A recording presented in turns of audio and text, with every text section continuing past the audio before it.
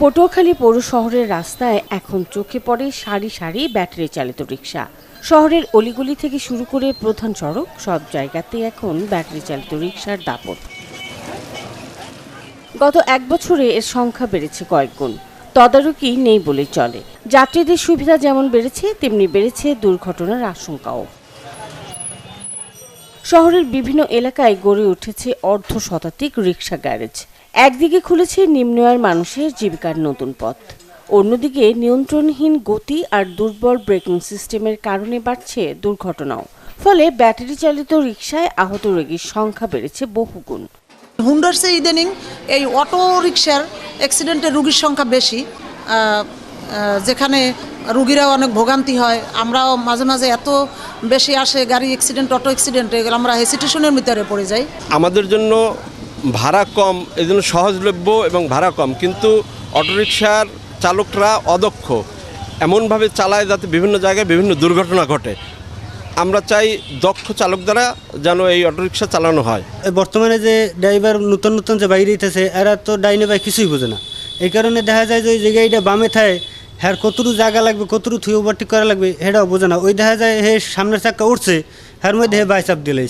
চাকরি করতাম, গাড়ি চালাই, 700-800 পাই।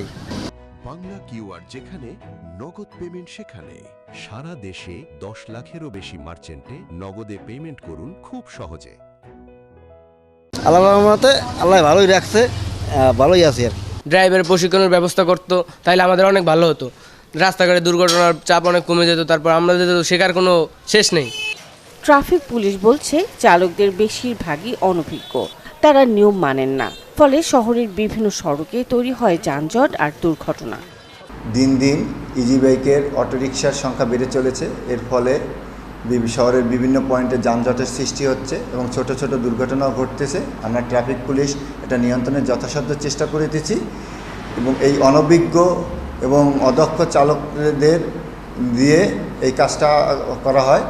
পটুয়াখালী পৌরসভা জানিয়েছে শিগগিরই রিক্সা নিবন্ধন ও চালকদের প্রশিক্ষণ কার্যক্রম শুরু করা হবে। অটো যারা চালাচ্ছে জীবিকার তাগিদে তারা এটা অটো চালাচ্ছে, বেসিক্যালি তারা ওইভাবে প্রশিক্ষিত না, এটা আমরাও ফিল করেছি। আমরা যেটা একটা পরিকল্পনা করেছি, ইতিপূর্বে আমরা পৌরসভা থেকে তাদের নিবন্ধন দেওয়া হতো, অটো নিবন্ধন এনলিস্টেড করা হতো। তো এখানে প্রায় আমাদের এখানে 700-র মতো এনলিস্টেড তালিকা রয়েছে। এটা আমরা প্রতি বছর নবায়নের ধারাবাহিকতা এই বছরও নবায়ন হচ্ছে।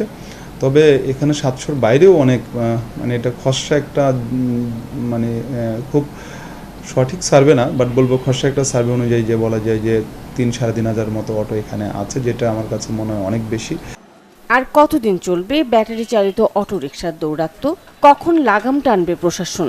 সেই প্রশ্ন এখন সচেতন নাগরিকদের। Desk report, channel 24।